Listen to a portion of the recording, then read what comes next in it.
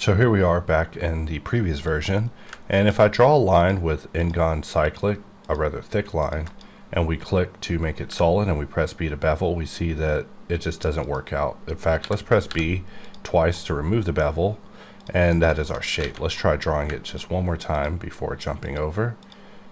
And we click, we press B, we see that the bevel just doesn't come in right, and this is because the order in which the modifiers are being sorted on this particular shape is just off at this time. So while it looks like a good shape in a solid way, the bevel experience just wasn't the experience that we wanted for you, the user.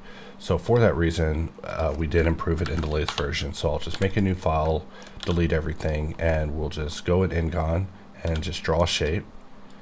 And I'll press C in order to toggle cyclic. We can press T in order to increase the thickness. We can press B in order to bevel.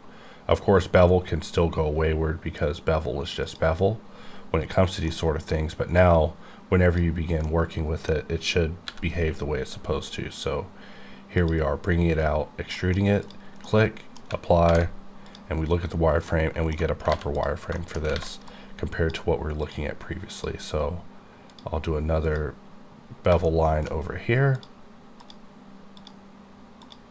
Right click to finish, press B to bevel, click to extrude, and done.